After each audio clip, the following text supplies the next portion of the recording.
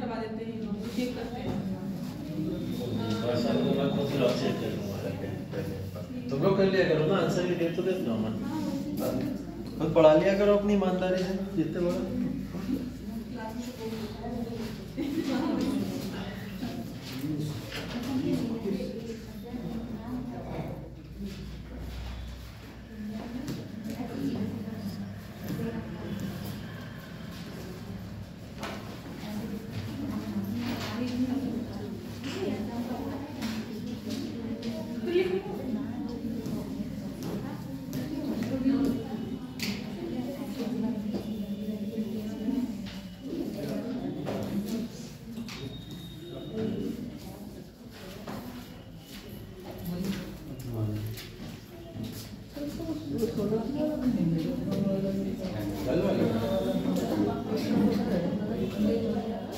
Topic बताओ।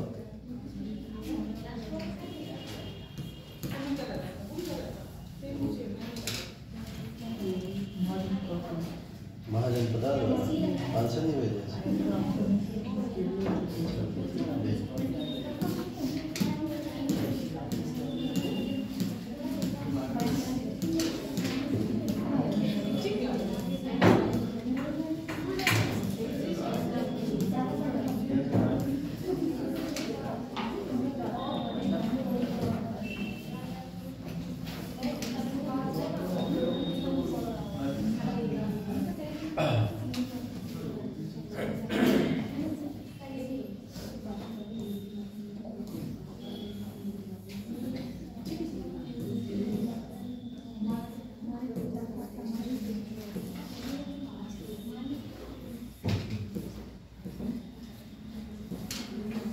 उनमें सम्मेलन तक कल पढ़ लिया था, तो ये इस पीडीएफ को ख़त्म करेंगे। ये वाली जो आज़ादी तक की है, इसके अंदर जो इम्पोर्टेंट फैक्चुअल चीज़ें हैं, जो भी कॉन्सेप्चुअल चीज़ें, इसको ख़त्म करके आप लोग को कुछ क्वेश्चंस देने हैं मेंस वाले जो मैंने बताए थे, है ना। 10 क्वेश्चन है, वो 10 क्वेश्चन अभी दे दूंगा, इसके बाद थोड़ा सा बचा पढ़ा दूँ उसके बाद, ठीक है। 10 क्वेश्चन वो नोट कर लीजिएगा, 150 वर्ड्स में लिखना है। आंसर बढ़िया कॉपी में लिखिएगा, A4 साइज ही हो, प्लेन शीट हो, ठीक है, क्योंकि वो आंसर्स ऊपर सबमिट हो सकते हैं, ठीक है। और मार्किंग होगी उन सारे के सारे आंसर्स की भी। तो ये सारे के सारे रिकॉर्ड्स आपके ऊपर सबमिट कर रहे हैं, तो उसके पीछे कोई वजह होगी, है ना। तो ये सब चीज़ों को ध्यान में रखते हुए उन 10 क्वेश्चन को लिख लीजिएगा। आज फ्राइडे, सैटरडे, संडे 2 दिन का गैप होगा आपके पास। मंडे, ट्यूसडे या वेंसडे 3 दिन और दे दे रहा हूँ। इन तीनों दिन में से किसी भी दिन आप लोग सबमिट करना शुरू कर दीजिएगा। 10 क्वेश्चन है, इसलिए 4-5 दिन, हर दिन 2 क्वेश्चन भी लिखोगे तो 10 क्वेश्चन हो जाएंगे, ठीक है। तो 150 वर्ड्स में लिखने का प्रयास कीजिएगा। आए हुए क्वेश्चन ही दूंगा, जो प्रीवियस ईयर क्वेश्चन आ चुके होंगे वही दूंगा।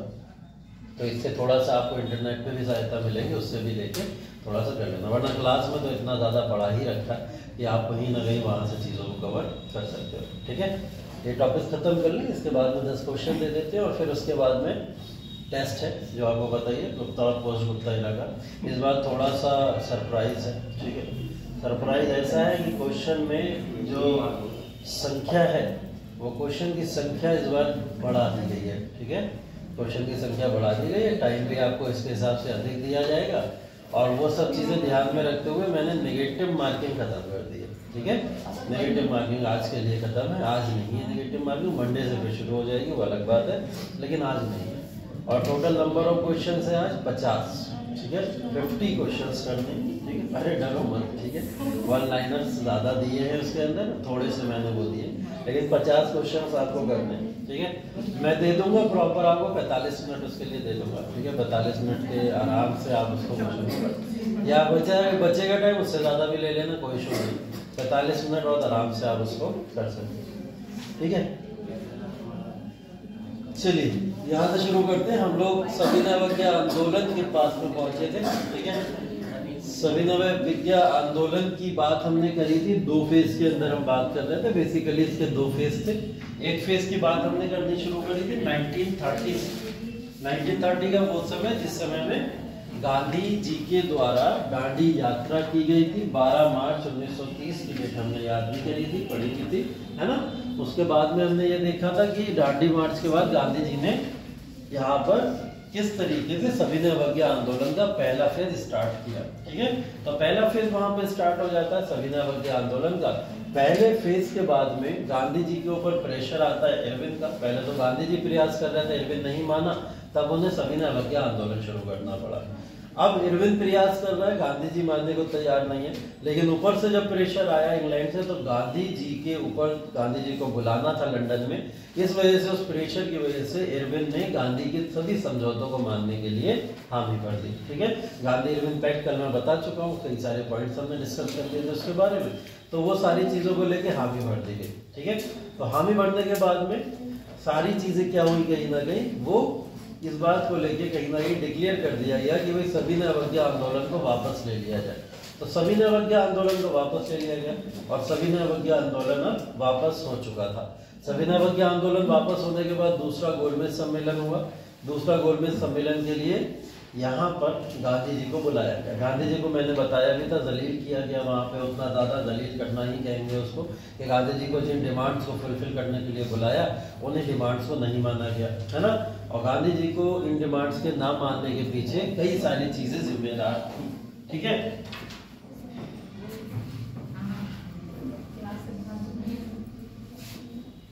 बहुत जल्दी आ जाओ, बस आखिरी हो, इसके बाद बंद कर जाओगे।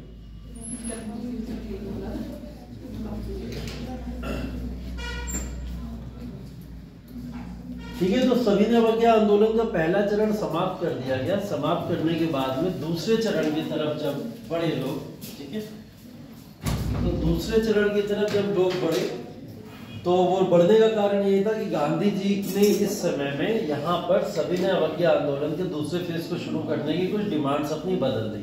बदलने का मतलब ये था, नमक कानून तोड़ चुका था, जो पहले सविनय अवज्ञा आंदोलन की सबसे बड़ी डिमांड थी। ठीक है, उसको तोड़ा जा चुका था। गांधी जी ने यहाँ पे डायरेक्ट कहीं ना कहीं वही पूर्ण स्वराज के मुद्दे को उठाया और टैक्स ना देना, कर ना देना, किसी तरीके का ब्रिटिश सहयोग ना करना, रेवेन्यू के आधार पर, राजस्व के आधार पर, इन सारी चीजों को यहाँ पे शुरू कर दिया। तो सेकंड चरण इसका शुरू हुआ और सेकंड चरण प्रभावी था। इसकी कोई ऑफिशियल डेट हम नहीं मानते कि ये इस दिन खत्म हो गया होगा। सेकंड चरण स्टार्ट हुआ। सेकंड चरण स्टार्ट होने के बाद से ही गांधी जी को जेल में डाल दिया गया था। पता होगा आपको, पूना जेल, जिसकी कल हम लोग बात कर रहे थे, 1932 में गांधी जी कहाँ थे, पूना जेल में थे। ठीक है, और 1934 की डेट तक अप्रॉक्स पूना जेल में रखा गया, जब तक उनका स्वास्थ्य बहुत ज्यादा बिगड़ने लगा था। कारण ये भी था 94 में निकालने का, क्योंकि 95 में ये लोग गवर्नमेंट ऑफ इंडिया एक्ट लाने वाले थे और गवर्नमेंट ऑफ इंडिया एक्ट अगर गांधी जी के प्रेजेंस में आता तो गांधी जी शायद भीड़ को कंट्रोल कर लेते। इस वजह से इन्होंने गांधी जी को बाहर रखा होगा। ठीक है, वरना ये गांधी जी को जेल में रखे हुए थे, किसी भी तरीके के वो कोई आंदोलन ना चला पाए, इस वजह से। ठीक है, तो कहीं ना कहीं ये तमाम चीजें, ये प्रक्रियाएं हमें देखने को यहाँ पे मिलती हैं, जिसकी वजह से ये पूरा का पूरा 2 फेज में सविनय अवज्ञा आंदोलन चला। इसकी कोई अंत की डेट इसलिए नहीं है क्योंकि ऑफिशियली इसको कभी विड्रॉ नहीं किया गया। ठीक है, इस बात को ध्यान रखिएगा, ऑफिशियली ये नहीं बोला गया कि सेकंड सविनय अवज्ञा आंदोलन आज की तिथि से हम लोग वापस लेते हैं, ऐसा नहीं बोला गया। ठीक है, तो सविनय अवज्ञा आंदोलन चलता रहा। फिलहाल इसी बीच में एक बड़ी चीज हुई और वो बड़ी चीज ये थी कि भारत के अंदर इलेक्शंस होने वाले थे। 1935 का गवर्नमेंट ऑफ इंडिया एक्ट आया और गवर्नमेंट ऑफ इंडिया एक्ट ने बोला कि हम इलेक्शंस कराएंगे भारत के अंदर, जिसकी डिमांड लंबे समय से उठ रही थी, है ना। और डिमांड क्या थी, प्रोविंशियल इलेक्शंस होना, प्रोविंसेस में इलेक्शन होना, प्रांतों में इलेक्शन होना। तो प्रांतों में इलेक्शन होना यहाँ पे शुरू हो। ठीक है, तो 1937 का कहीं ना कहीं इलेक्शन का समय काल है, जिस समय में कुछ ऐसे लोग हैं जो कांग्रेस को चुनाव जिताने के लिए लगातार तत्पर तरीके से लगे हुए, और ऐसा भी हुआ। और कांग्रेस ने भी लगभग 8 प्रांतों में, 11 में से 8 प्रांतों में अपनी सरकार बना ली। तो प्रोविंशियल इलेक्शन हुए, सरकार भी बन गई, लेकिन 2 ही साल ये सरकार चल पाई। कब तक, 1939 तक। कब से कब तक चली, 37 से 39 तक। 2 साल ही चलने के पीछे का कारण ये था, कांग्रेस ने खुद अपनी सरकार से इस्तीफे देना शुरू कर दिए। तो कांग्रेस ने इस्तीफे क्यों दिए, क्या कारण था? कांग्रेस ने इस्तीफे इसलिए दिए क्योंकि पूरी दुनिया में वर्ल्ड वॉर सेकंड शुरू हो गया था। कब शुरू हुआ था, 1939 में। जैसे ही वर्ल्ड वॉर शुरू हुआ तुरंत कांग्रेस ने अपनी सरकारों से इस्तीफे दे दिए, सारी सरकारों से इस्तीफे दे दिए। इस्तीफे देने का कारण क्या था?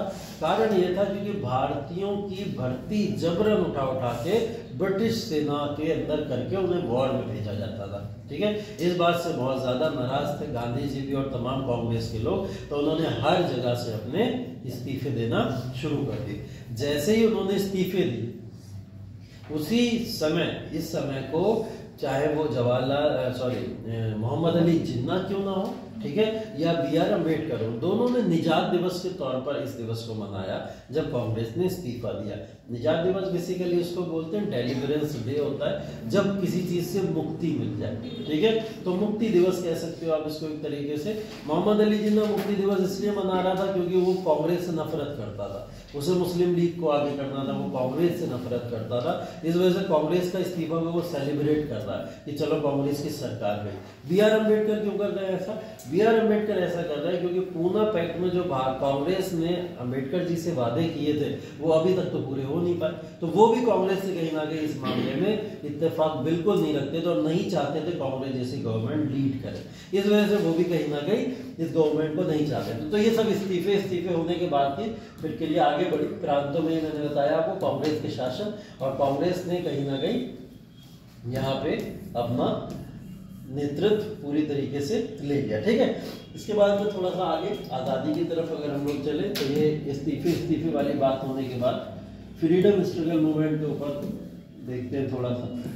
ये किसने कर दिया वापस? ऑलवेज वाला ऑप्शन ही इसके अंदर गायब कर दिया है। ये वो तो है, लेकिन WPS ऑफिस जो नॉर्मल आता है ना, प्लेन वाला, इस सबसे दूसरी फाइलें खुल जाएंगी। देखो इसी को करना पड़ेगा। हाँ जी, किसी ने एडिट किया है मुझे लग रहा कुछ करके इसके अंदर, तभी पेन भी गया।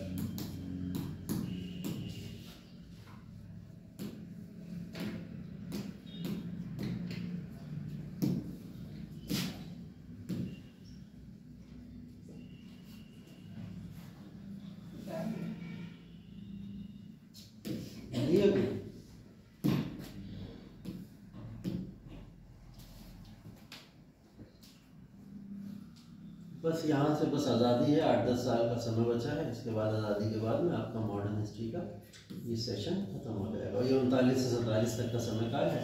क्या क्या घटनाएं हुई, बहुत इंपॉर्टेंट घटनाएं उस समय की यहाँ पे आपको देखने को मिलेंगी। ठीक है, 39 से 47 तक की घटनाओं के अंदर सबसे पहले CWC, ठीक है, कांग्रेस वर्किंग कमेटी, ठीक है, अंग्रेजों का सहयोग न करने का फैसला प्रॉपर तरीके से करती है 1939 में।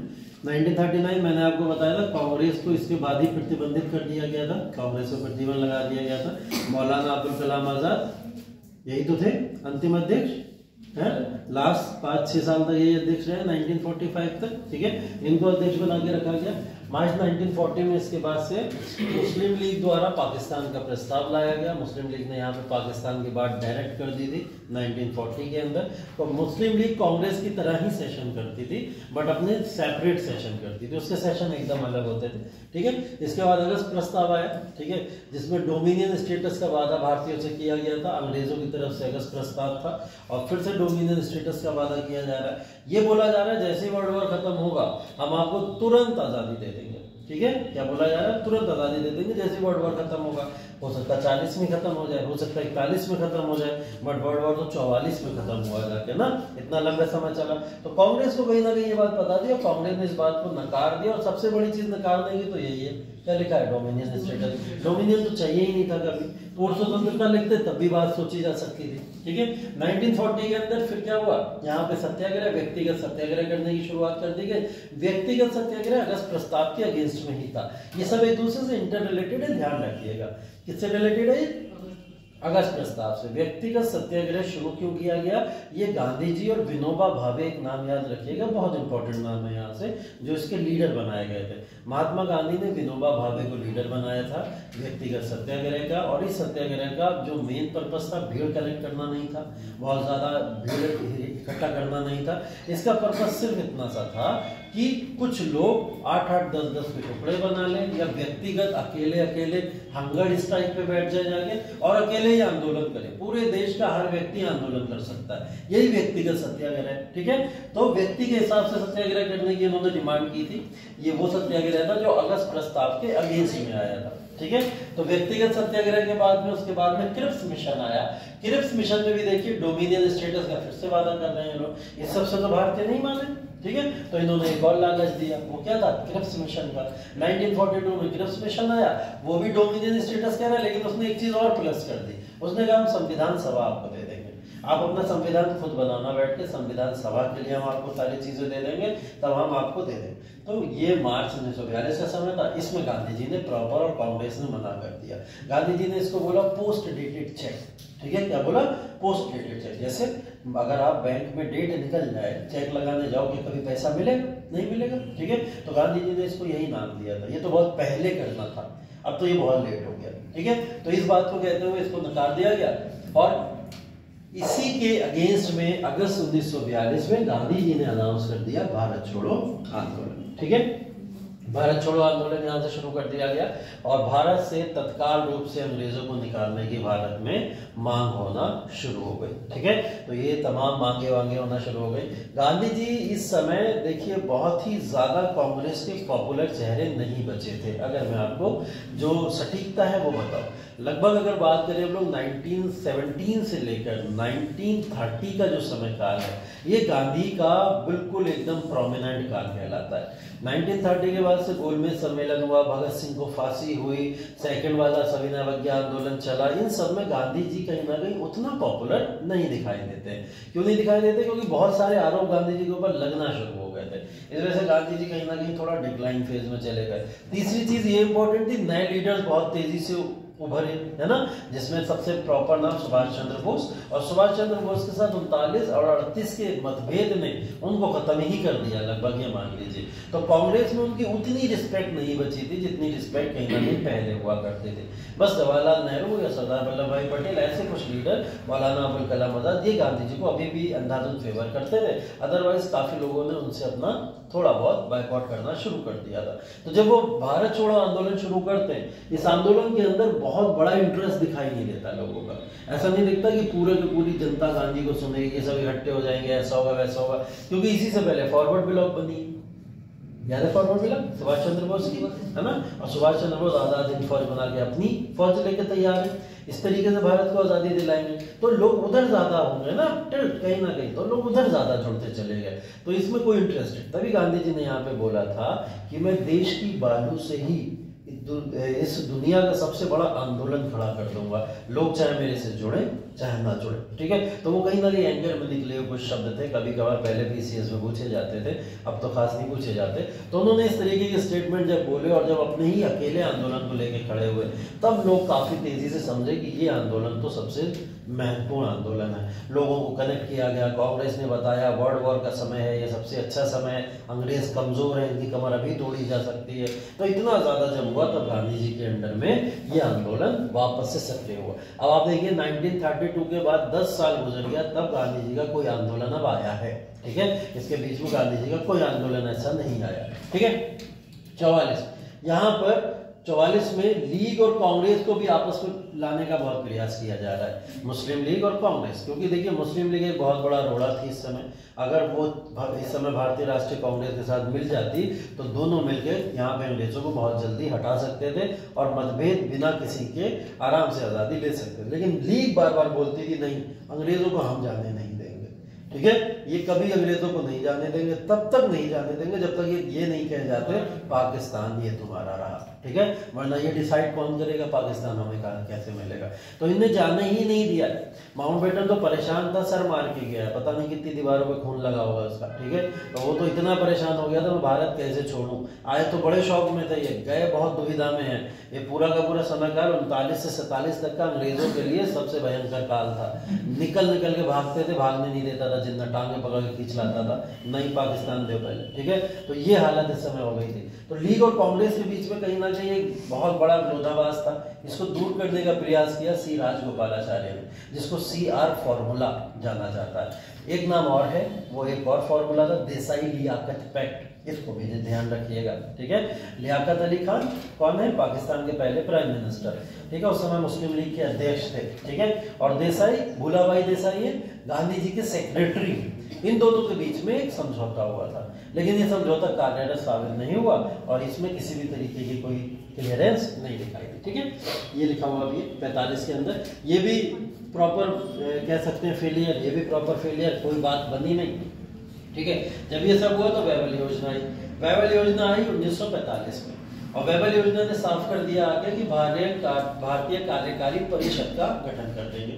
एक भारत की काउंसिल बनेगी जिसमें सारे सदस्य कौन होंगे? भारतीय होंगे, सब भारतीय होंगे, जो अंतरिम सरकार के रूप में कार्य करे। अंतरिम सरकार जिसको हम लोग इंटरिम गवर्नमेंट बोलते हैं, कि जब कोई सरकार ना हो, ये सरकार का कार्यभार संभालती है। तो अंग्रेज अपनी सरकार छोड़ने के लिए तैयार हो गए, बोले हम अपनी सरकार छोड़ते हैं, आप अपनी इंटरिम सरकार चलाइए, वही सारे कानून कानून चलाएगी। इंटरिम सरकार बना दी जाएगी भारत की, और संविधान पर वार्ता करें, आप लोग संविधान क्रिएट करें, संविधान सभा बना दी जाएगी। ये सब किसके अंदर हुआ है? देख लीजिए, वेबल योजना के अंदर। तो यहाँ से क्लियर ही हो गया, अब अंग्रेज भारत छोड़ ले।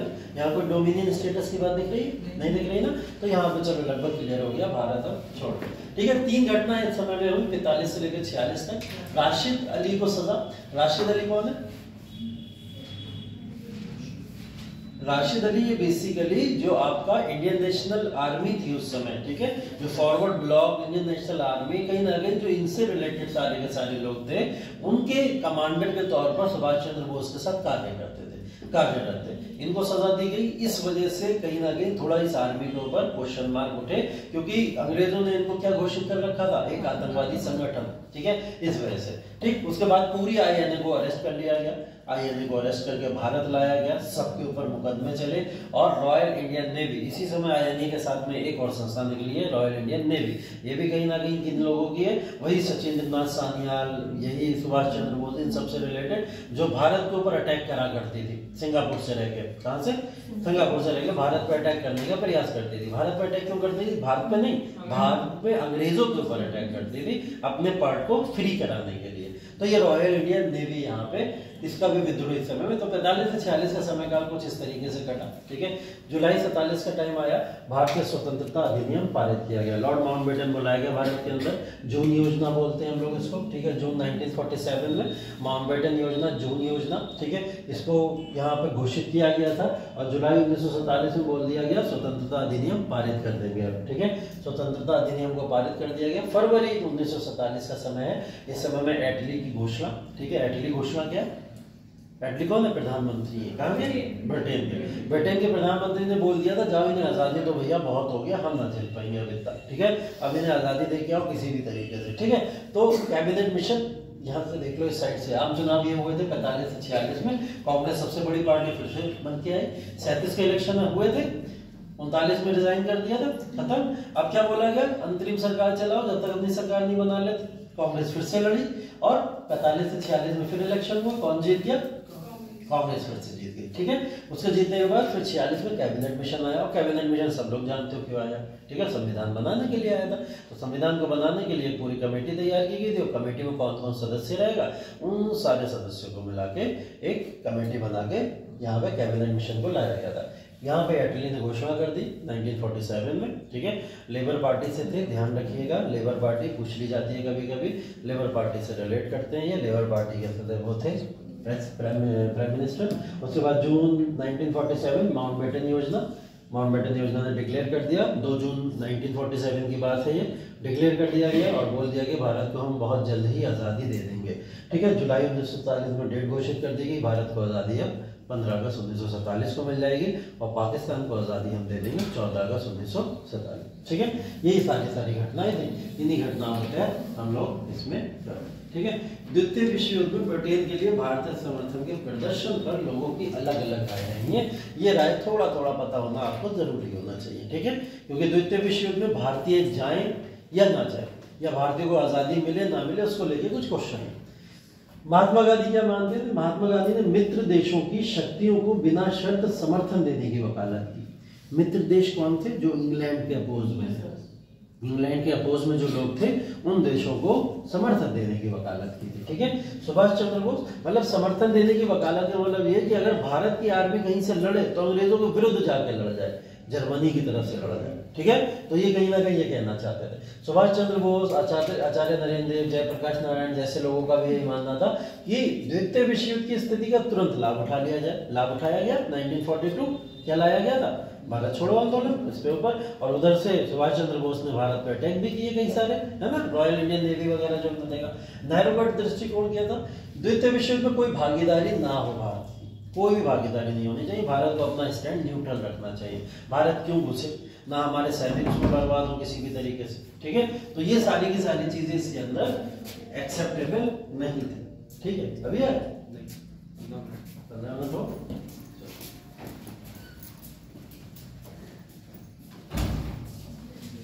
ठीक है। उसके बाद मुस्लिम लीग में ये बोला गया कि युद्ध की स्थिति को एक ऐसी स्थिति के रूप में देख ली थी जिससे उसे अपनी मांगों पर ब्रिटिश आश्वासन प्राप्त करने का लाभ हो सकता था। वो ये कहना चाह रहे हैं कि हम मदद करने के लिए तैयार हैं तुम्हारी, लेकिन हमें पाकिस्तान दे दो, ठीक है। तो वो उसके चक्कर में उनकी मदद भी करने के लिए तैयार थे, तो उन्हें इस बात पे कोई आपत्ति। तो ये सबके महत्वपूर्ण व्यक्तित्व जो है भारत के अंदर, उनके अपने अपने विचार हैं, वो उस विचार के आधार पर ऐसी चीजें करने की बात करते हैं, ठीक है। बाकी देखिए कुछ मिसलिनियस चीजें हैं, ठीक है। कांग्रेस का रामगढ़ अधिवेशन में आपको बता चुका 1940 वाला जो हुआ था, ठीक है। और कांग्रेस की तत्कालिक क्या क्या प्रक्रिया थी उस समय में, निम्नलिखित को घोषणा 1939 में आई थी। ये वही थी कि 1935 के अधीन हमको फिर से यहाँ भारतीयों के लिए रखा गया कि तुम लोग एक्सेप्ट करो, इनकी बातों को मानो। ये बेसिकली युद्ध के अंदर कहीं ना कहीं अंग्रेज अपनी बात मनवाना चाहते थे, इसलिए 1939 में ऐसी योजनाएं लेके आए थे, ठीक है। भारतीयों से परामर्श लेना, ये सब चीजें करना, सारी चीजें। अगस्त प्रस्ताव 1940 पीछे देखा हमने, व्यक्तिगत सत्याग्रह और कृषि मिशन। अब इनके बारे में थोड़ी थोड़ी डिटेल्स लिखी हुई है, वो सारी चीजें इसके बारे में दी गई है, ठीक है, जो मैं आपको बता चुका हूँ सारी, इसके अंदर क्या क्या चीजें हुई थी, ठीक है। तो वो सब चीजें मैंने चार्ट के फॉर्म में आपको दिखाई दिया। भारत छोड़ो आंदोलन, ठीक है, आंदोलन का प्रसार क्या क्या हुआ, इसके अंदर कौन कौन लोग मेंबर थे, वो मेंबर आपको पता होना चाहिए, क्योंकि ये क्वेश्चन अभी भी पूछ लेता है कि कौन कौन इसके अंदर मेंबर थे। अरुणा असफ अली का नाम बहुत पॉपुलर है इसके अंदर, महिलाओं में, है ना, वो सबसे ज्यादा इसको पॉपुलर करने वाली थी, ठीक है।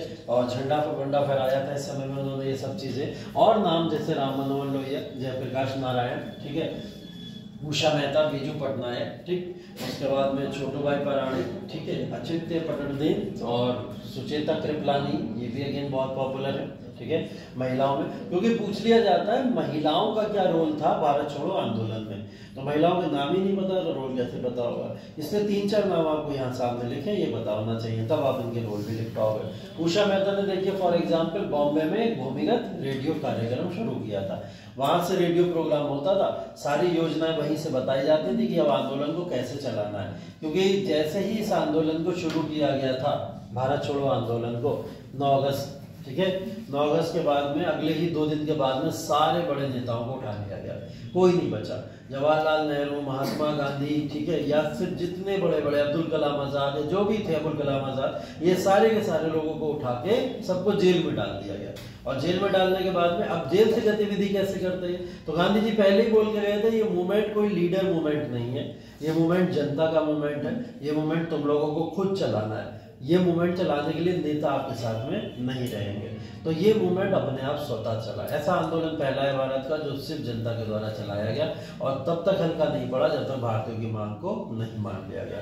कई हिंसाएं हुई, बहुत सारी बातें इसके अंदर होती रही, लेकिन फिर भी ये आंदोलन चलता रहा। सबसे बड़ी घटना तब हुई जब बिहार असेंबली के ऊपर वहाँ 7 बच्चों ने, जो कॉलेज स्टूडेंट्स थे, मुश्किल से 16-17 साल के बच्चे रहे होंगे, बिहार विधानसभा के ऊपर चढ़ के उन्होंने झंडा बदल दिया था, बस भारत का झंडा लगा दिया चढ़ के और अंग्रेजों का झंडा हटा दिया। ये प्रयास करने में ही सिर्फ और सिर्फ अंग्रेजों ने गोलियां मार दी, और गोलियां मारने के बाद उनकी हत्या कर दी गई, और इससे पूरे भारत में आक्रोश फैल गया। फिर हिंसाएं शुरू हुई, ठीक है, वरना यह आंदोलन अभी गांधी जी के सिद्धांतों पर चल रहा था, नॉन वायलेंस रूप से। लेकिन जब ये हुआ तो पूरे भारत में हिंसाएं हुई, भारतीयों ने अंग्रेजों को मारना शुरू किया, अंग्रेजों ने भारतीयों को मारना शुरू किया, और हत्याएं अनगिनत हुई हैं, ठीक है। तो ये आंदोलन अपने आप बड़ा बनता चला गया। गांधी जी ने आंदोलन को वापस लेने की बहुत वकालत करी, लेकिन आंदोलन हाथ से निकल चुका था, क्योंकि गांधी जी खुद बोल के गए थे ये लीडर का आंदोलन ही नहीं, ये जनता का आंदोलन है, तो जनता अपने हिसाब से चला रही है, ठीक है। ये सब चीजें हुई थी। बाकी आप ध्यान रखिएगा, समानांतर सरकार के भी यहाँ पर गठन हो गए। बोला जाता है भारत में सबसे पहले जो स्वतंत्र होने वाला जिला था बलिया था, ठीक है, बलिया उत्तर प्रदेश, ठीक है, सबसे पहले फ्री हो गया है। यहाँ पे चित्तू पांडे ने अपने आप को यहाँ पे फ्री कर लिया था, ठीक है। तो ऐसे लोगों ने अपने आप को पहले फ्रीडम घोषित कर दी थी, ठीक है। अन्य पार्टी है, जैसे इसका एग्जाम्पल आप देखिए, अब इस वाले आंदोलन से कौन कौन लोग इसके फेवर और अगेंस्ट में दिखते हैं। मुस्लिम लीग, हिंदू महासभा, रियासती, कम्युनिस्ट पार्टी, ठीक है, कहीं ना कहीं कम्युनिस्ट पार्टी भी थी, आदि आंदोलन से अलग है। इन सब ने अपने आप को 1942 के आंदोलन से अलग करा, ठीक है। इसमें कुछ का मानना यह था कि वर्ल्ड वॉर के दौरान इस आंदोलन को नहीं चलाया जाना चाहिए था। कुछ लोग कहीं ना कहीं चाहते ही नहीं थे कि अभी भारत से अंग्रेज जाए। तो इसमें से दोनों तरीके के लोग थे, तभी ये विरोध कर रहे थे गांधी जी के उस पूरे के पूरे आंदोलन, ठीक है। यहाँ पे जितनी भी हिंसाएं हुई उन सारी हिंसाओं को भी जो मैंने आपको बताई, गांधी जी ने उपवास भी किया और काफी लंबे समय तक इसमें उपवास में भी रहे। बाद में धीरे धीरे नियंत्रित स्थिति आते आते समय लग गया, ठीक है। राजगोपालाचारी फॉर्मूला बताया ही मैंने। लीग स्वतंत्रता की जो मांग कर रही थी, ठीक है, कांग्रेस उसका समर्थन करे, ये फॉर्मूले को कहीं ना कहीं इसके अंदर रखना चाह रहे थे, ठीक है। लेकिन बहुत सारी चीजें थी इसके अंदर। श्री राजगोपालाचारी फॉर्मूला बेसिकली ये था कि कांग्रेस और मुस्लिम लीग एक प्लेटफॉर्म पे आके खड़े हो जाए, बस ये थोड़ी सी डिमांड इन लोगों की इसमें थी। देसाई लियाकत पैक्ट भी यही था। उन्होंने बोला कि भाई मुस्लिमों को अगर अलग ही चाहिए तो हम आपको अलग से आरक्षण दे देंगे, 20% सीटें ले लेना हमसे, है ना, 20% पूरे भारत में हम आपको सीटें प्रोवाइड कर देंगे। बट ये भी कहीं ना कहीं समझौता कारगर साबित नहीं हो पाया, क्योंकि ये छुपा समझौता था। इस समझौते के बारे में ओपनली कोई नहीं जानता था, इवन कांग्रेस भी नहीं जानती थी, ठीक है, मुस्लिम लीग के मेंबर भी नहीं जानते थे। ये सिर्फ दो लोग जानते थे, एक लियाकत जानते थे और एक देसाई जानते थे। इनके अलावा तीसरा जानता था तो महात्मा गांधी जानते थे, ठीक है। तो ये हिडन फॉर्मूला था। गांधी जी ने सोचा था पहले अंदरूनी तौर पर वार्ता कर लेते हैं, अगर मान गए तब इसको उजागर करेंगे। बट ये फैक्ट ऐसा हुआ कि इसके बारे में कोई जान ही नहीं पाया, ठीक है। बाद में धीरे धीरे बातें खुली, गांधी जी ने ये करने की कोशिश करी, तब गांधी जी के लिए और गुस्सा बढ़ना शुरू हुआ लोगों को, है ना। बोले तो आप चुपके चुपके मुस्लिम लीग के साथ क्या गठबंधन कर रहे हो बैठ के, तभी गांधी जी पे आरोप लगे। जो आप आरोप सुनते रहते हो गांधी जी के ऊपर कि उन्होंने देश का बंटवारा कर दिया, ये कर दिया, वो कर दिया, जो कि पूर्णतः गलत है, ऐसा कुछ भी नहीं है। ये लियाकत पैक्ट के अंदर आप साफ देख रहे हो, वो मुस्लिम लीग को सिर्फ मनाने की कोशिश कर रहे हैं इस वजह से कि मुस्लिम लीग बस बंटवारा ना होने दे। क्योंकि भैया इकोनॉमिकली अगर हमें आगे चल के दुनिया में लड़ना है तो भारत, पाकिस्तान, बांग्लादेश ये एक ही रहते तब लड़ पाएंगे, वरना यूएसए जैसे पता नहीं कितने हाथ बांध बांध के भारतीयों को बाहर फेंकते रहेंगे। देखो ना, जरूर से लोगों को हाथ बांध के कैदियों की तरह भगा दिया उन्होंने, है ना।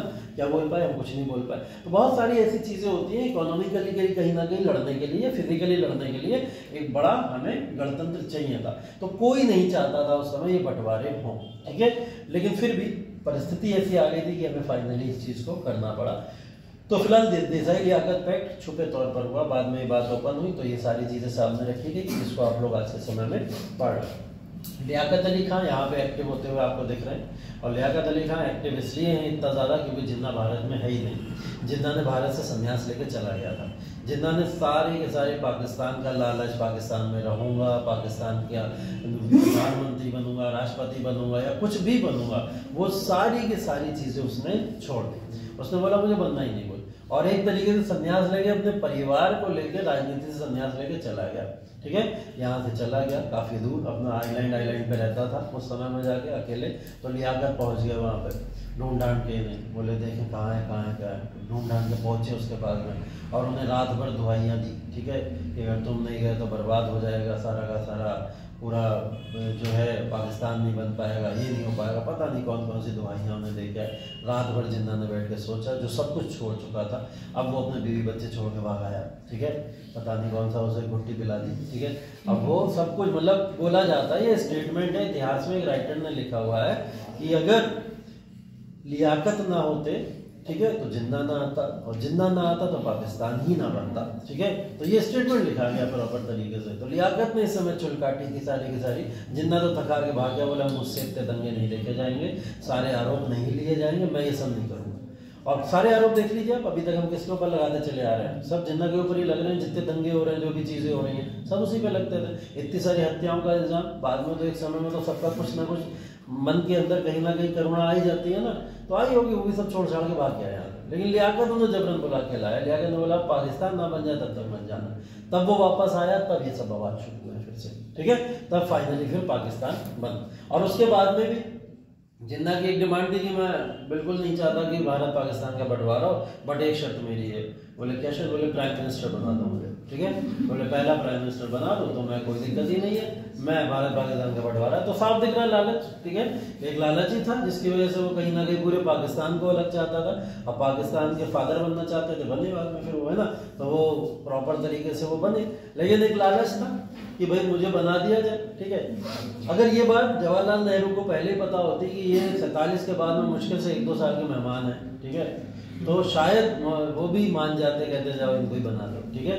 लेकिन पता ही नहीं था किसको क्या पता होता। अगर पहले ही पता होता कि अंतिम इच्छा के तौर पर बोल रहा है अपनी, है ना, तो शायद बना दिया जाता, तो भारत पाकिस्तान का बंटवारा नहीं होता। लेकिन क्या होता, क्या ना होता, ऐसा होता, वैसा होता, बहुत कुछ होता, हुआ कुछ नहीं। ये सब हुआ जो आपके सामने है, ठीक है। एक बार यूपीएससी ने क्वेश्चन पूछा था, यूपीएससी ने क्वेश्चन पूछा था, अगर भारतीय आज़ादी में महात्मा गांधी ना होते तो महात्मा गांधी के बिना आज़ादी का स्वरूप क्या होता, ठीक है। यूपीएससी का क्वेश्चन है मेंस का। अब गांधी जी को हटाइए प्रॉपर तरीके से, एकदम हटा दीजिए 17 से लेकर 47 तक, और सोचिए क्या होता, क्या चीजें होती। तो ऐसा नहीं है कि इमेजिनेशन नहीं पूछ सकता आपसे, वो पूछ सकता है। गांधी जी के रोल को हटाना बड़ी बात है, आज़ादी में से बहुत बड़ी बात है, लेकिन हटाना है, एकदम हटाना है। तो गांधी जी ना होते उस समय के सबसे बड़े लीडर के तौर पर सुभाष चंद्र बोस हमें दिख रहे हैं, उनकी गतिविधियों पर नजर डालनी पड़ती है हमें, ठीक है। और लीडर्स के ऊपर डालनी पड़ती है नजर कि किस तरीके से किसने कितना इंपॉर्टेंट रोल प्ले करा, और गांधी जी के आने की वजह से वो लोग पीछे रह गए होंगे, ऐसे लोगों पर नजर डालनी पड़ती है। वो लोग थोड़ा आगे आ सकते थे। तो ऐसे क्वेश्चन यूपीएससी पूछता है, मेंस में आते हैं ऐसे क्वेश्चन, ध्यान रखिएगा, ठीक है। वेबल योजना ये सब आई, ये सब मैंने आपको बता ही दिया। उसमें कैबिनेट मिशन और उसके बाद में आज़ादी, ठीक है, यही सब है इसके अंदर, ठीक है। यही सारी चीज़ें हैं, ज़्यादा मैं पढ़ा भी नहीं पाऊंगा आज, इशू है मुझे थोड़ा सा, खड़ा हुआ नहीं जा रहा था। पानी वानी लाया कोई? बस मुंह पे मार देना थोड़ी देर में, ठीक है। अगर मैं गिर गिरा जाऊँ अभी जरूरत नहीं, कल गिर चुका हूँ ना मैं, इसलिए बोल रहा हूँ। पता नहीं कुछ लग रहा है जाने वाला। हाँ, आज कोई टीचर नहीं था एक्चुअल में, तो मैं मजबूरी में ही आया, वरना मैं छुट्टी लेने वाला था। चलिए टेस्ट शुरू करिए, इसके बाद में 10 क्वेश्चन बोल दूँगा मैं, फटाक से लिख लेना आप।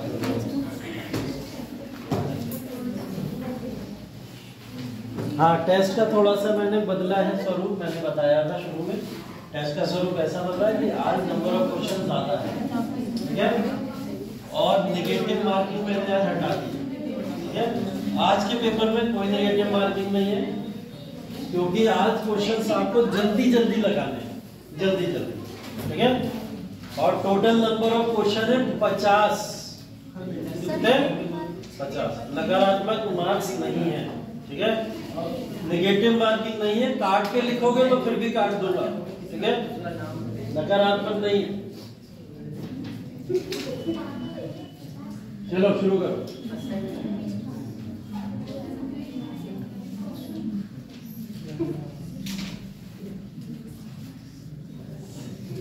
टोटल 50 क्वेश्चन है, ये भी मैंने 2 ऑप्शन और दे दिए, 52 दे दिए, आप कोई भी 50 कर लो। 52 है, चलो भी आगे दे दें, अभी तो नेगेटिव मार्किंग नहीं लगाई।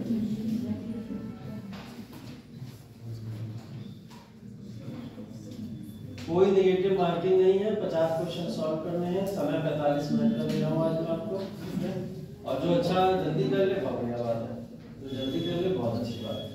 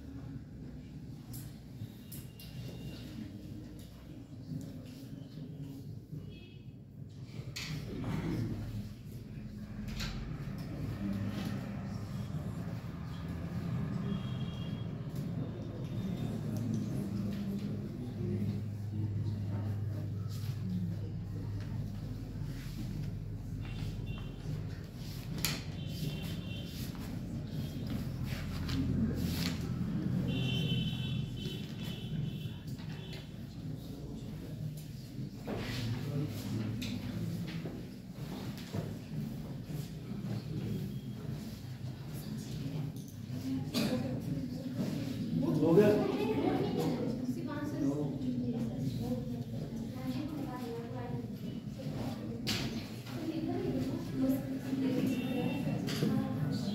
ये फर्स्ट वाला था, वो वाला थर्ड वाला है जो उधर दिख रहा है।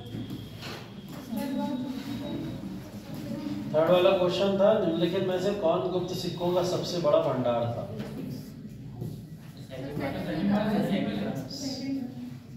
चलो देख लो, सेकंड ही देख लो, सेकंड और फोर्थ साथ में दिख जाएंगे। सेकंड और फोर्थ दिख रहा है साथ।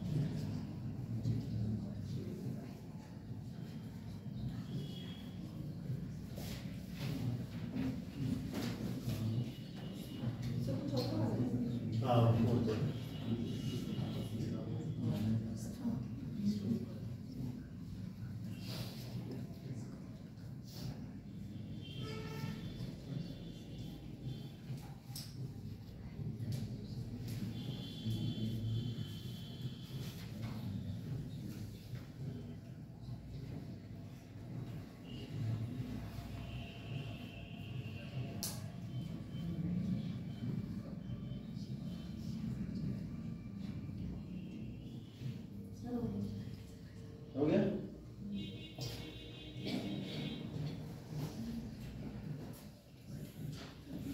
तीसरा देखना था ना, तीसरा ये था, कौन गुप्त सिक्कों का सबसे बड़ा भंडार था? ठीक है, गुप्त सिक्कों के भंडार के बारे में पूछ रहा है।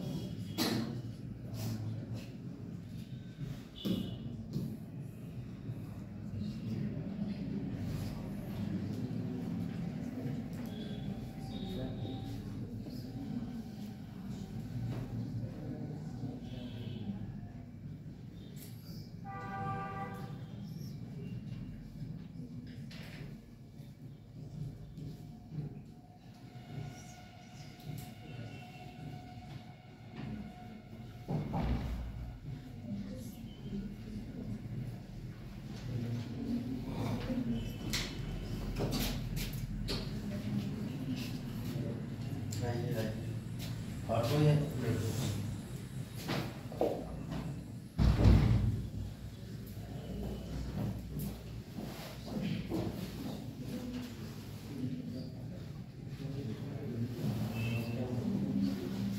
हो गया। फोर्थ है, गुप्त काल में किस देवता को लोकार कहा जाता था? ये तो देख ही लिया था ना। फिफ्थ क्वेश्चन बताया तो था अभी, साथ में ही तो था दूसरे के चौथा, यही तो था, दूसरा चौथा साथ में दिखाया था मैंने।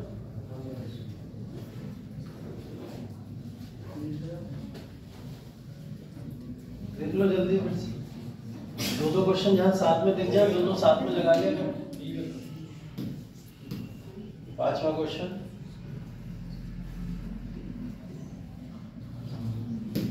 चौथा ऑप्शन है तैलिका।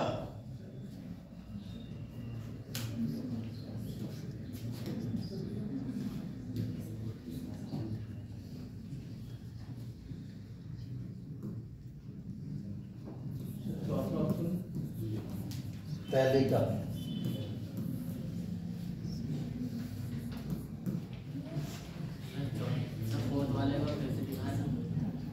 फोर्थ वाला रुक जाएगा, ये वाला कर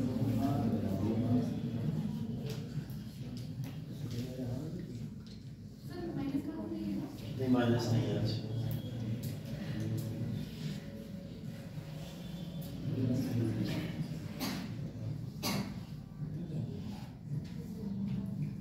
आज माइनस नहीं है, आज भी 50 में 50 लाने वाले को मीनाक्षी कांत मिल सकती है। आज ऑप्शन भी दे रहा हूं क्या?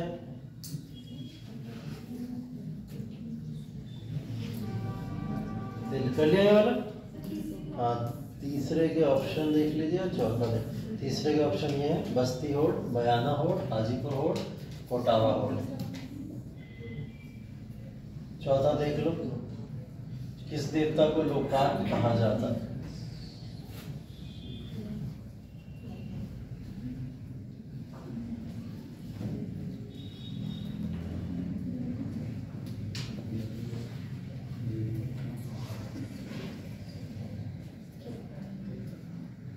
ठीक है, तीसरा हो गया। चौथा 5वें तक हो गया। छठा और आठवां देखो साथ में दिख रहा है, दोनों साथ में कर लो। छठा और आठवां।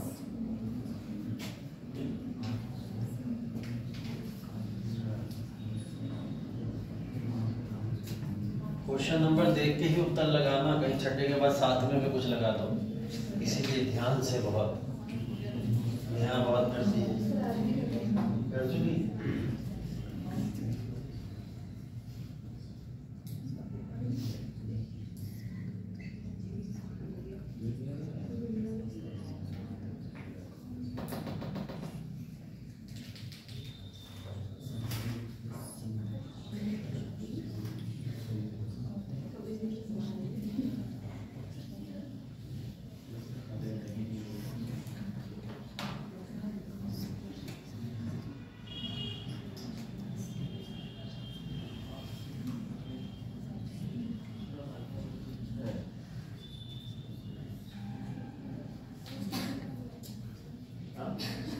गुप्ता दोनों बोला था, सिर्फ गुप्ता बोला था ऐसा नहीं, मैंने दोनों बोला था। नहीं नहीं नहीं, गुप्ता गुप्ता दोनों। डाउट हुआ अगर मुझे मैसेज करके कंफर्म कर लिया था। मैं कल 2-3 बार बोल के गया था ये बात। कल मैं 2-3 बार गुप्ता, ऑब्वियस ही बात है, लॉजिक लगा लो, महाजनपद मौर्य के बाद मैं गुप्ता पे ही आऊंगा, है ना। अब गुप्ता के साथ में पोस्ट गुप्ता ऐड कर दूंगा, वो चीज हो सकती है। और मैंने कई बार बोला था।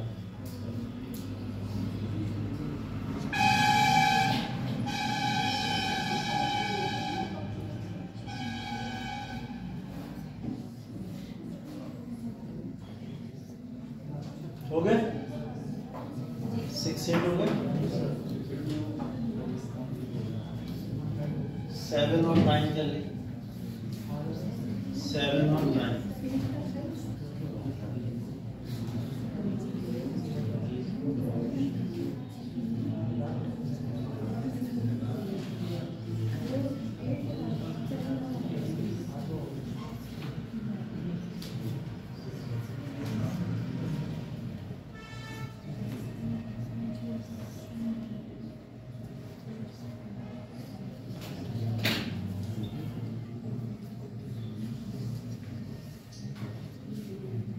पहला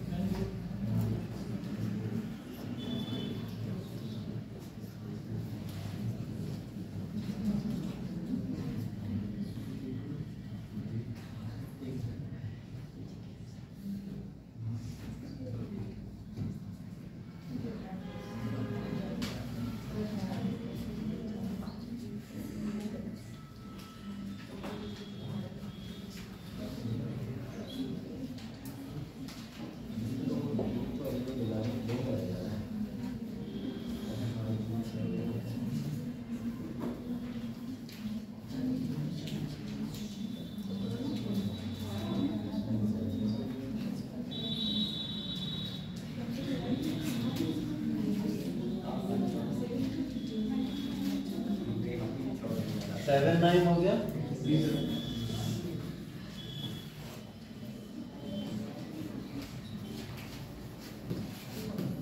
ये 10वां है, 10th वाला ये।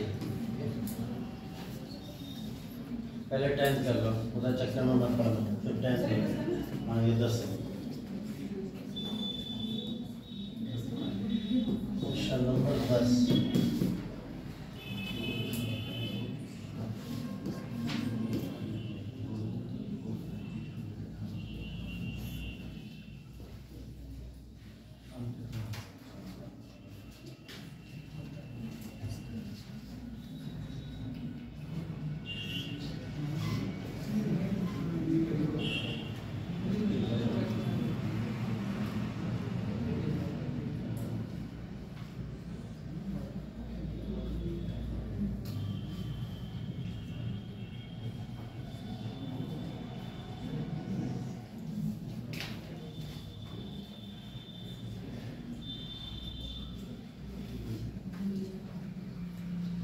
हो गया?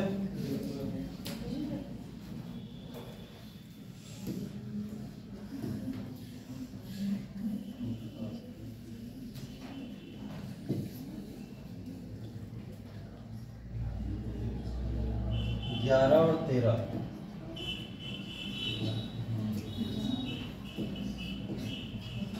11 है और ये 13 है।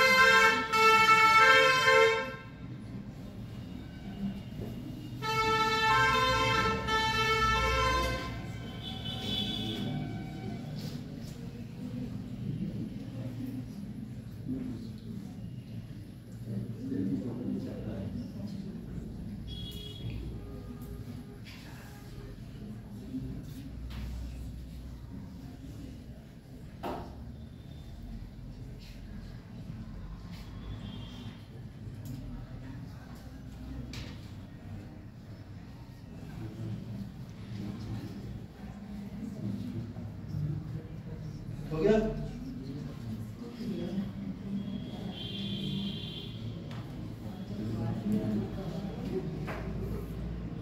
मारो तो क्या दिन है, तुम कौन सी नेगेटिव मारो।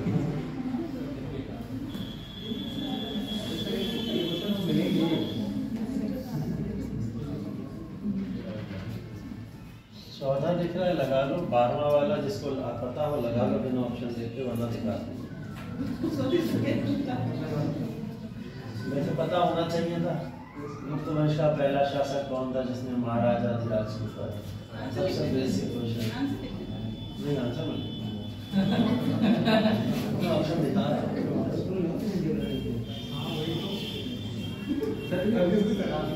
मेरा आंसर लेके लगा दिया। ऑप्शन तो पता चले कहां बता दो। ऑप्शन दिए हैं,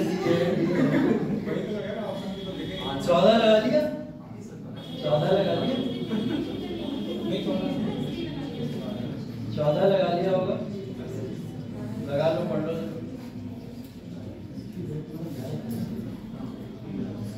सर लिखी दो तो 11 था।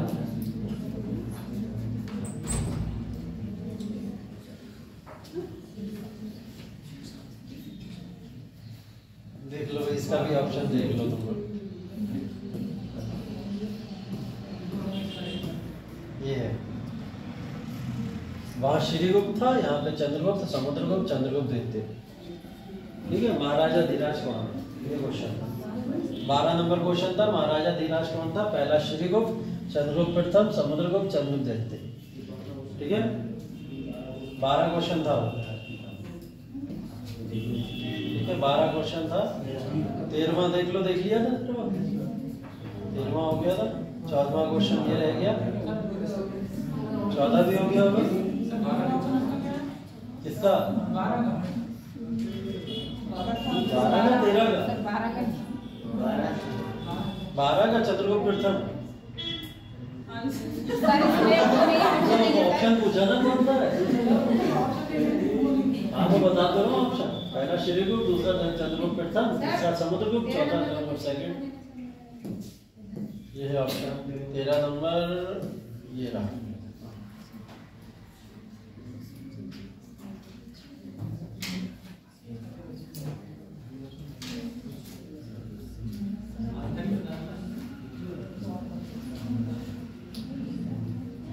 सबके आंसर सी लगा दो, ठीक? सबके 50 सी लगा दो। आ जाएंगे 2-4 नंबर, इसीलिए बता रहा हूँ। इजी रूट दिया है।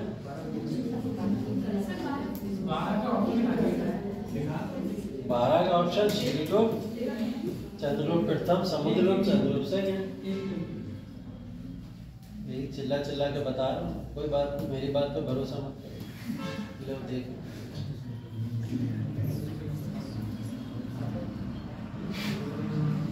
क्वेश्चन नंबर 15 और वो क्वेश्चन नंबर 17 है जो उधर लिख रहा है।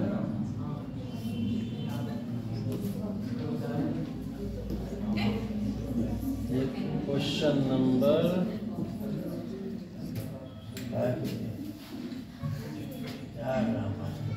कहाँ लोडिंग पहुंच जाती है?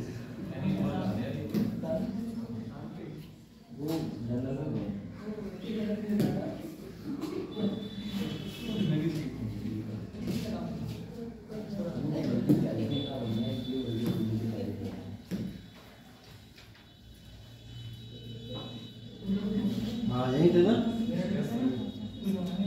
15।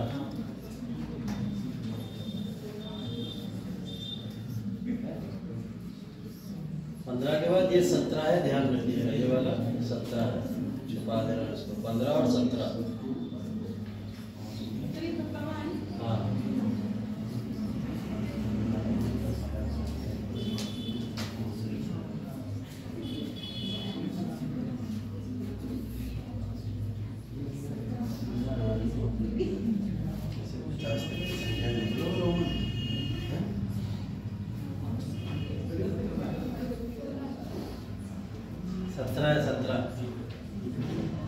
ये 17 है।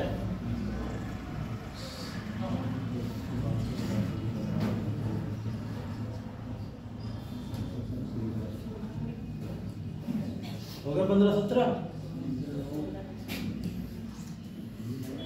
16-18 ये रहा।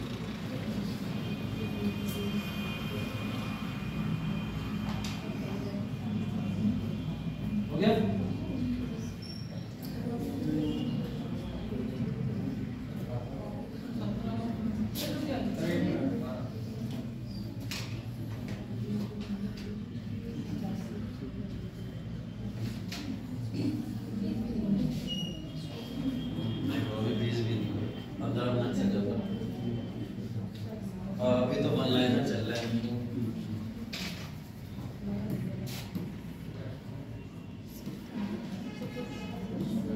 19वां क्वेश्चन वो छोड़ दो उधर। ये देखो 19वां क्वेश्चन।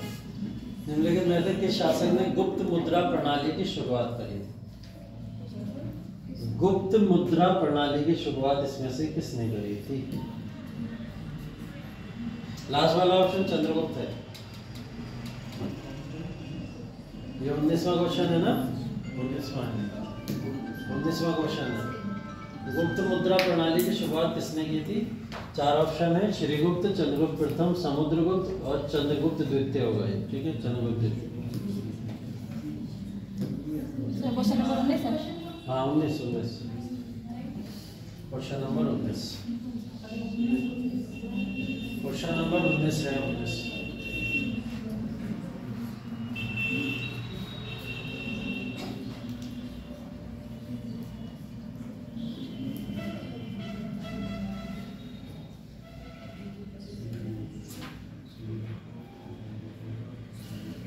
हो गया गुप्त मुद्रा प्रणाली की शुरुआत। ठीक, क्वेश्चन नंबर 20 और 22 दिख सकते हैं एक साथ।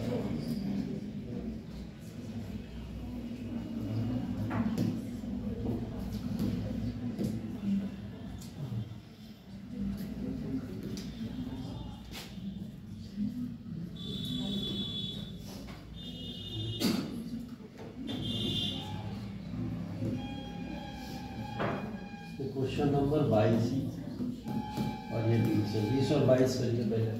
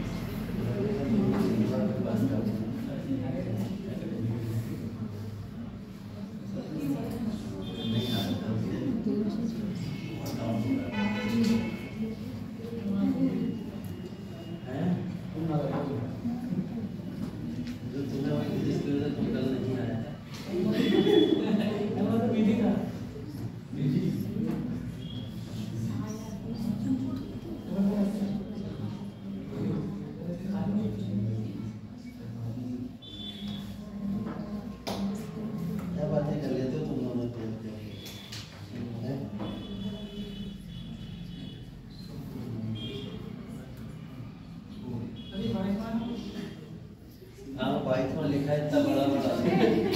वो कह रहा है योगी का तो आंसर आता है वो तो क्लियर कर ले।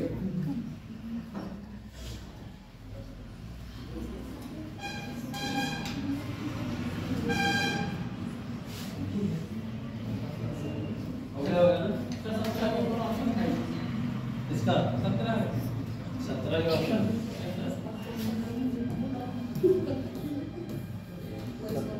17 का ऑप्शन ये है।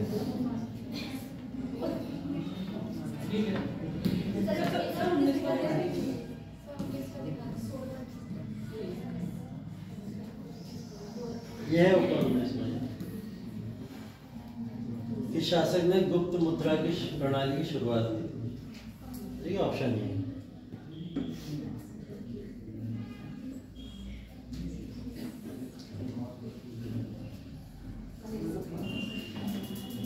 ठीक है, कहाँ तक हो गए? 22।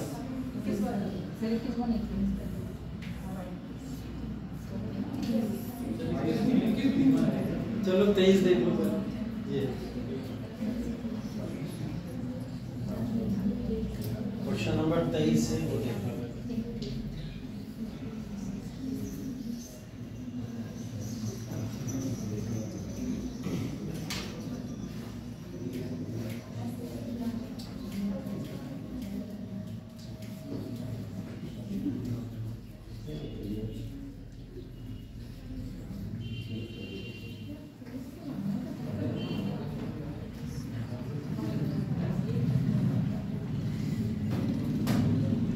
हो गया?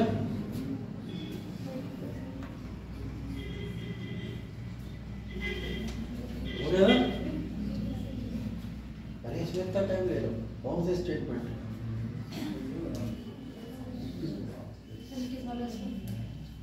किस वाला देखो, पढ़ो अच्छे से। इस वाला क्वेश्चन पढ़ लो पहले, 2 ऑप्शन में लिखे दे रहा हूँ। काल के दौरान भूमि अभिलेखों की सुरक्षित अभिरक्षा के लिए जिम्मेदार अधिकारी को किस नाम से जाना जाता है? तीसरा और चौथा ऑप्शन ऊपर है, समाहर्ता और शैल्पिका।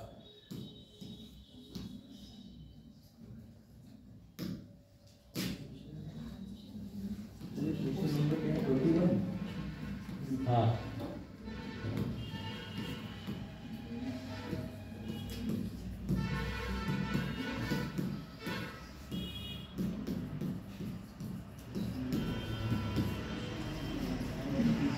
समाहर्ता और शैल्पिका। क्वेश्चन नंबर 21 है।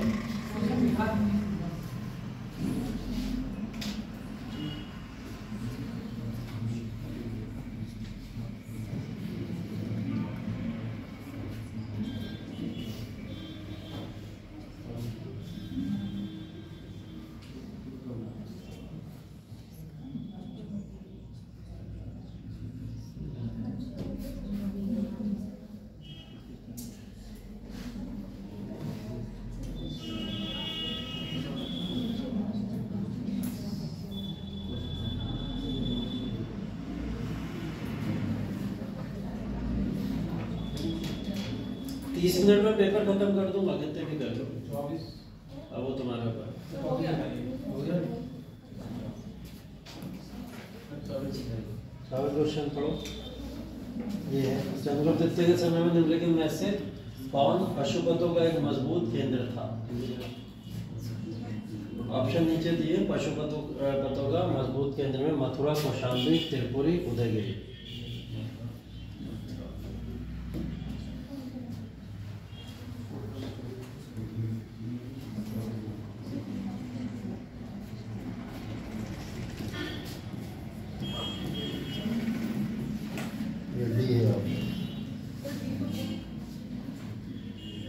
वो आगे वाले का है, उधर उसे मत देखो, इधर भूल जाओ।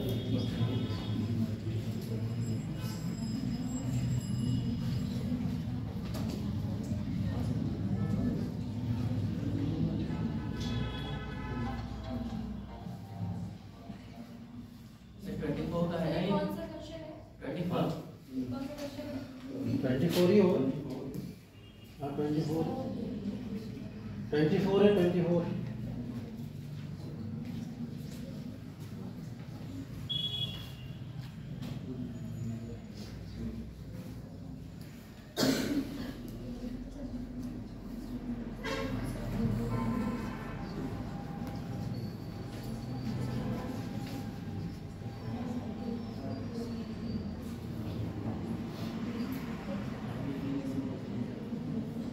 हो गया?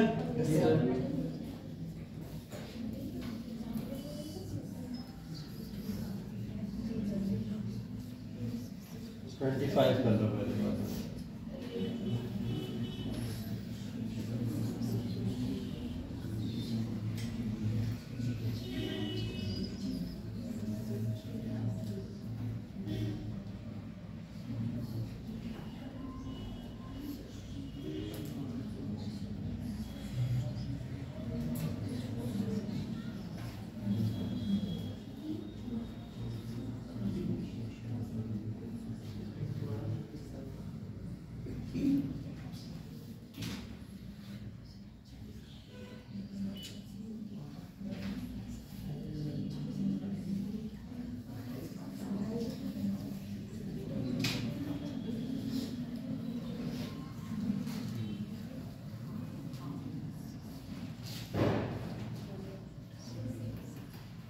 हो गया?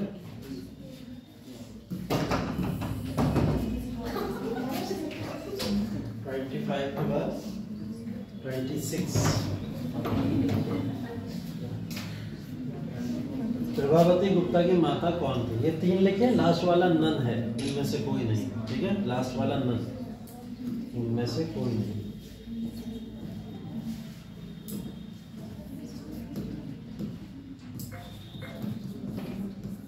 नन है, इनमें से कोई नहीं। ठीक है, बाकी सब है।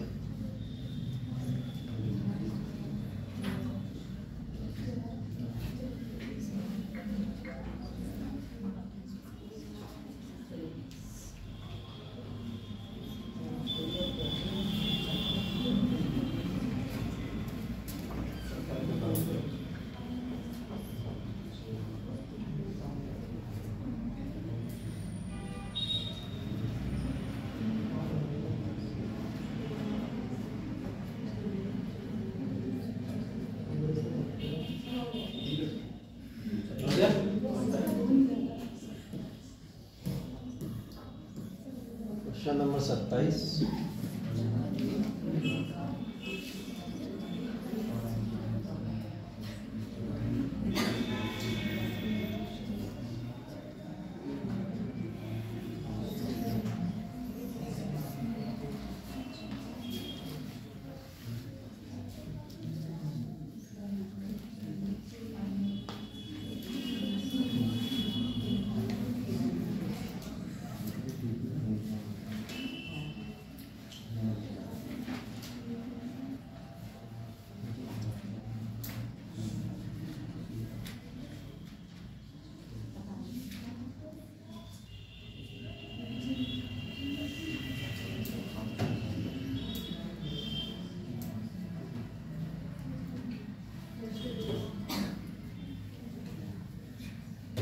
हो गया?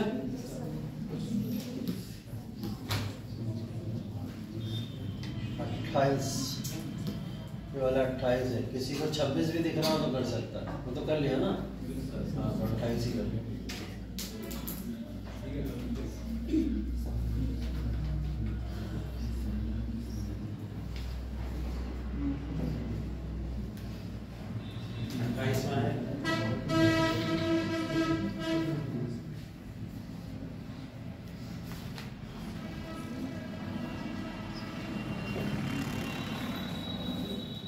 हो गया? चलो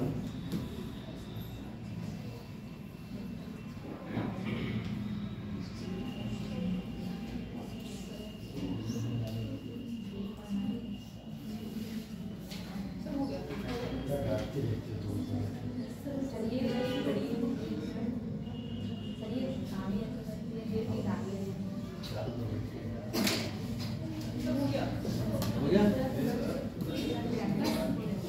28 भी हो गया था।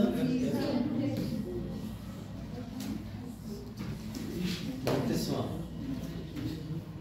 हुणों ने किसके शासनकाल में भारत पर आक्रमण किया था? ठीक है, सिर्फ क्वेश्चन सिंपल है, ऑप्शन देंगे। क्वेश्चन नंबर 29 है, हुणों ने किसके शासनकाल में भारत पर आक्रमण किया था? ऑप्शन है चंद्रगुप्त, कुमारगुप्त, स्कंदगुप्त, बुद्धगुप्त। फिर से देख लो, हुणों ने किसके शासनकाल में भारत पर आक्रमण किया था?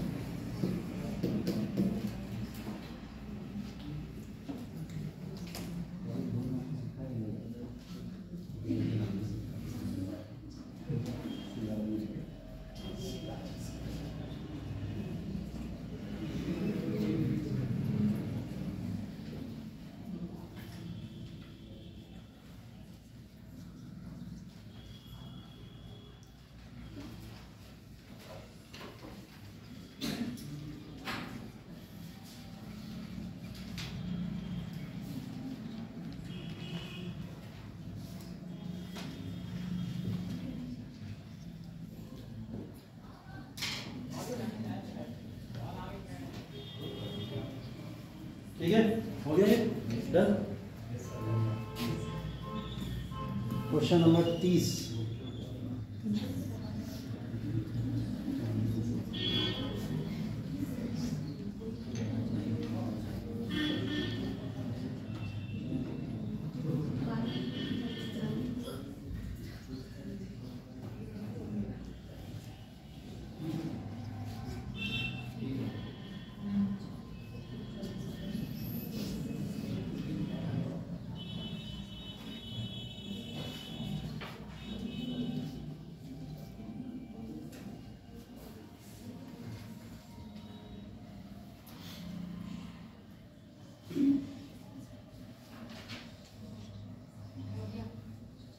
गया?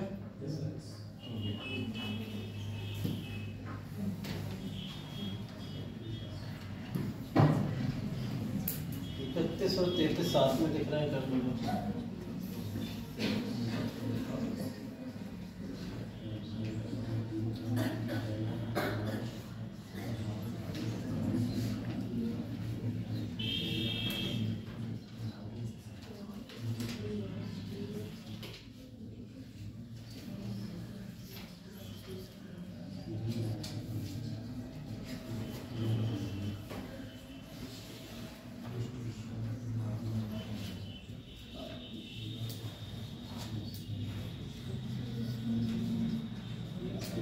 33 कर लो जब तक। 33 हो गया।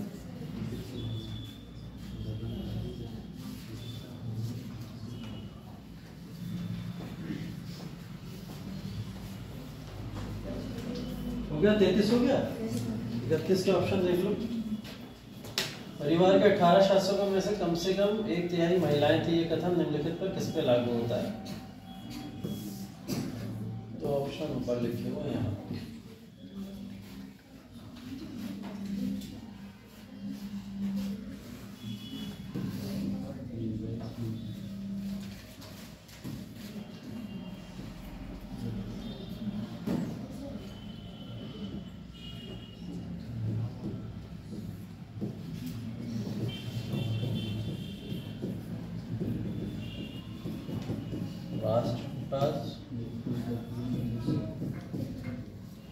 और बंदा भागते थे।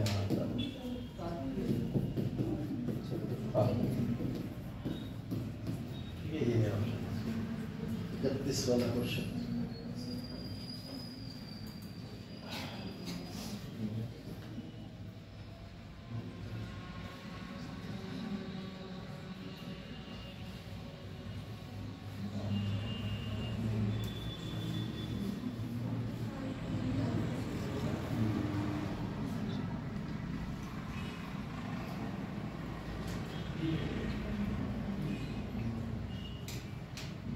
हो गया 31 हो गया। 32 रह गया होगा। 32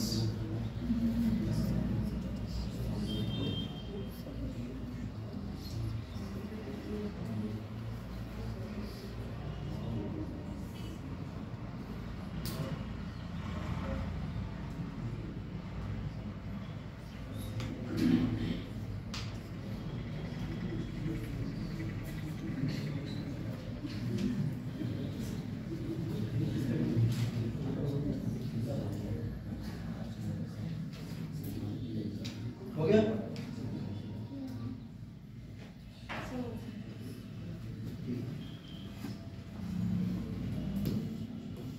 तैतीस कर ही लिया था।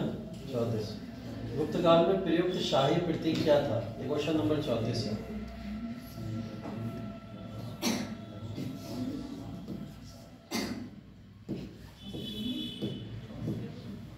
शाही प्रतीक पूछ रहा है। गुप्त काल में क्या था? Question number 34।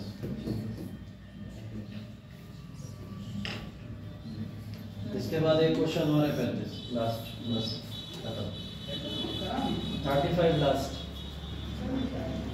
35 मिनट से ज्यादा होगा। 10 मिनट में नहीं कर पाओगे ना 15 क्वेश्चन।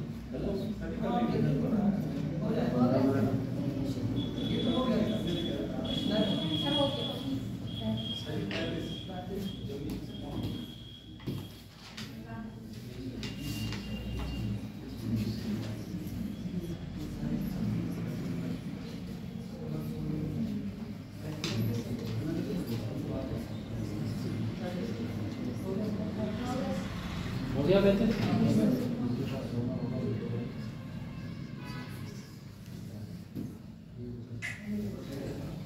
ये नहीं चाह रहा है कि अब तुम लगाओ।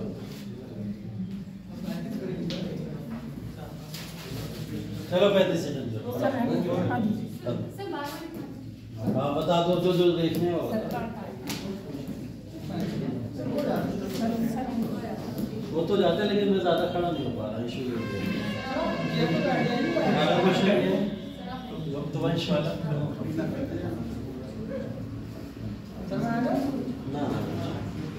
गुप्तवंश का पहला शासक कौन था जिसने महाराजा धीराज की उपाधि धारण की?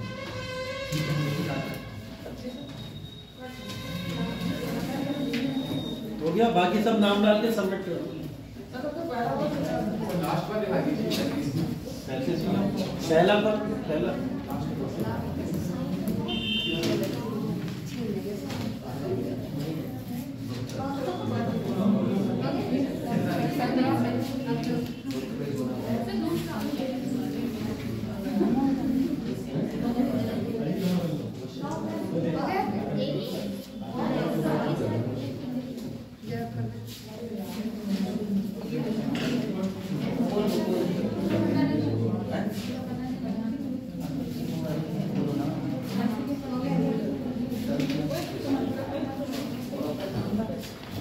और 35 सबसे लास्ट वाला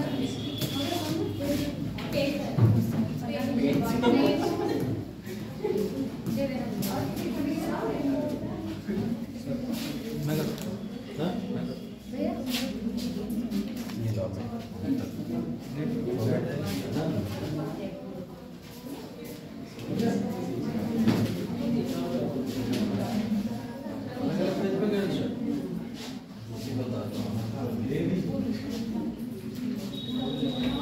कौन बचा कॉपी?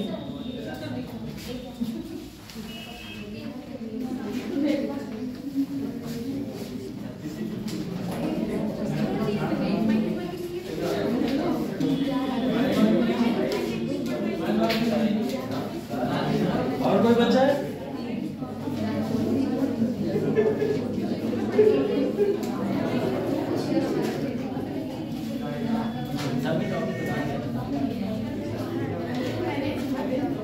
और कोई बचा है?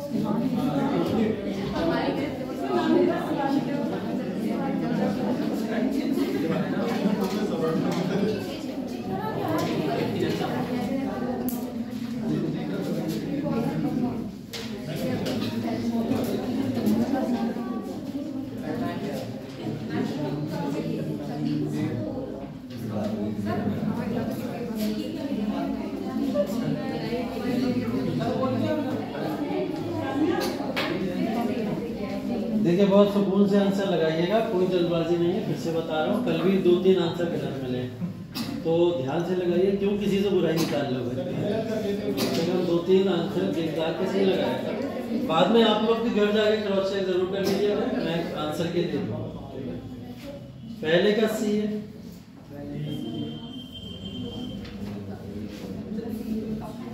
दूसरे का बी,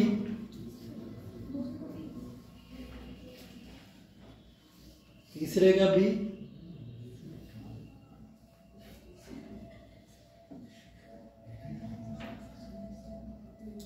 चौथे का ए,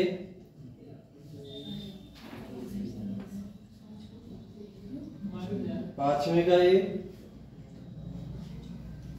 6 का सी,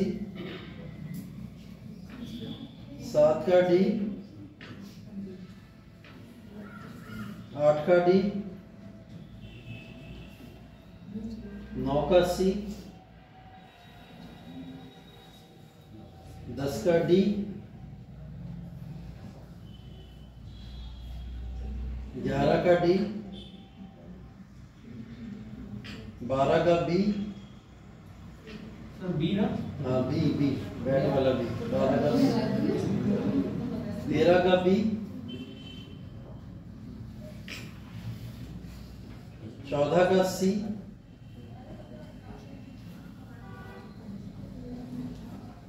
15 का सी,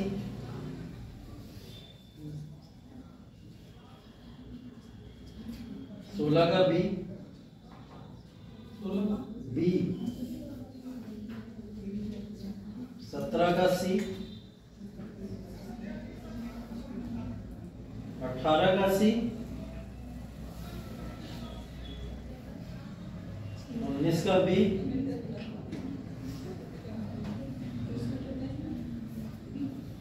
19 का बी, 20 का सी, 20 का सी, सी, 20 का सी, फिर 21 का बी, सर 19 का क्या होता है? क्या होता है सी, 19 का सी, 19 का बी, इसका भी बताना इसका 19 का बी देख लूं या बी है? 19 का बी बताया। 19 का बी, 19 का बी। अभी किसका बताया मैंने तो? 21 का 21 का बी,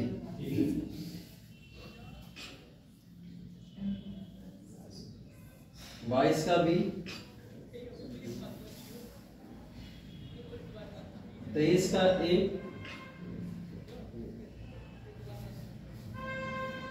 24 का ए, 25 का डी,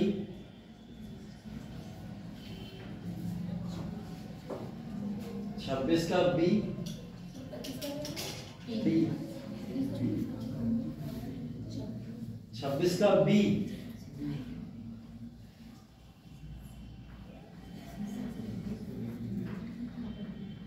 27 का सी,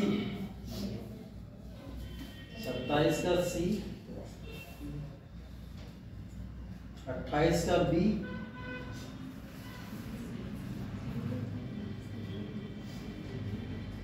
29 का सी,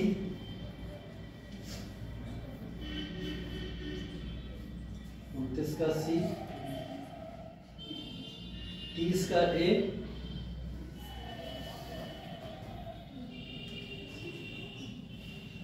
31 का ए,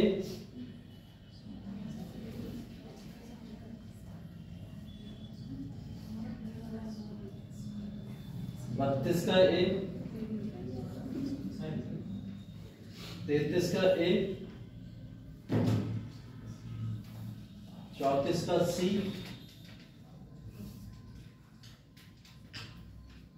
35 का डी। 32 का क्या बताया था अभी बता दो। ए 32 का ए, 32 का ए, 5 में का 5 5 का ए है।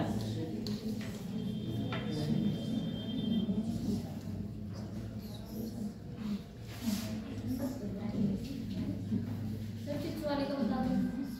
एक सेकंड रुक जाओ, मैं पीछे जाना। ये सर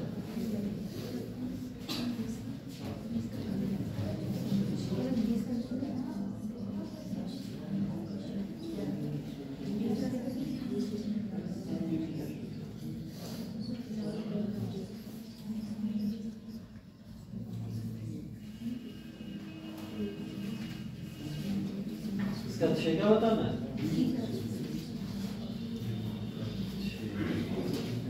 6 का सी,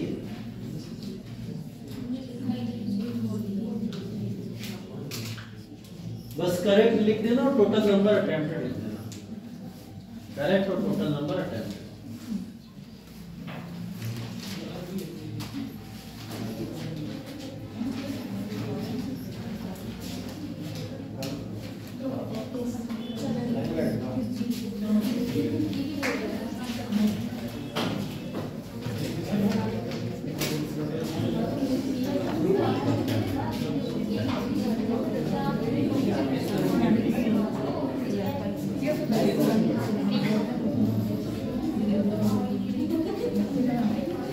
प्रियंका मौर्य 2 नंबर,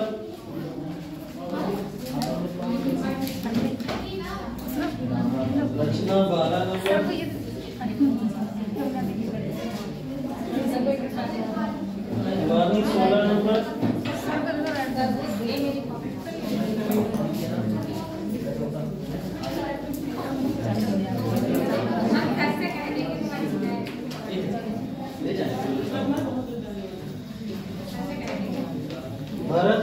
नंबर,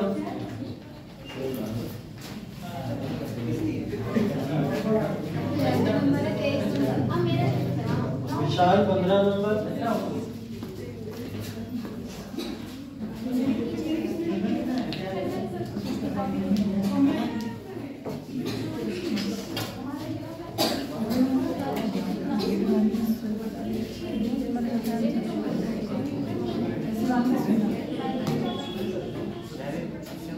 तेज की कॉपी पे किसने दुश्मनी निकाली भाई? क्या लिख दिया बेटा? करेक्ट आपने 4 ही लिख दिए बस। काउंट करने में टोटल 11 है।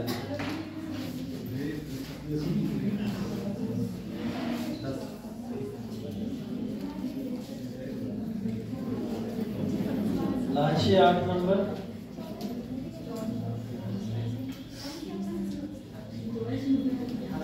संदीप 13 नंबर, आलोक 13 number,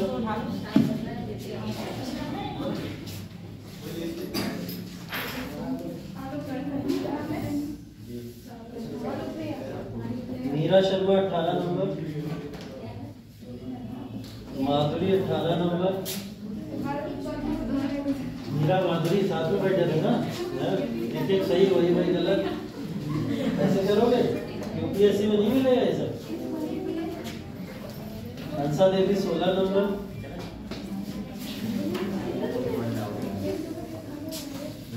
Swati 15 number,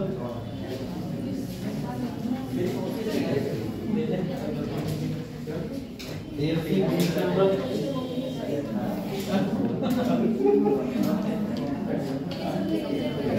Tej 14 number,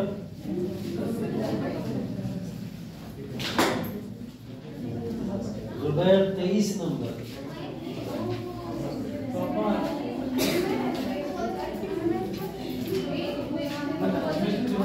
Manisha 11 number,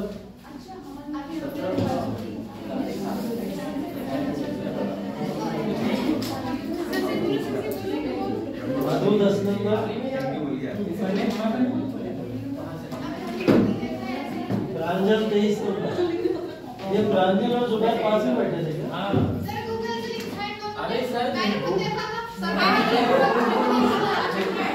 double चक्कर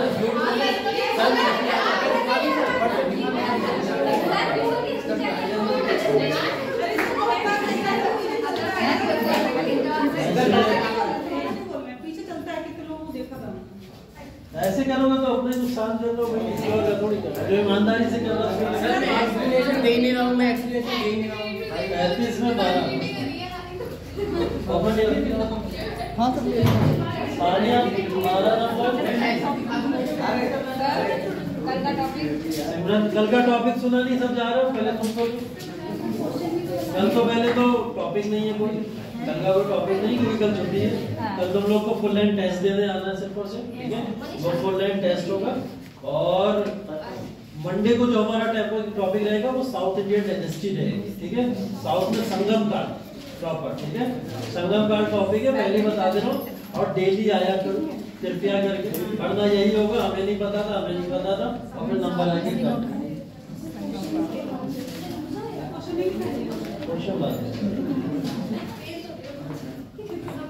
मोहम्मद जावेद 21 नंबर,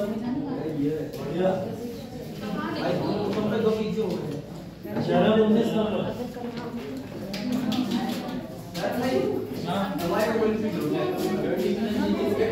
सौम्या 23 नंबर,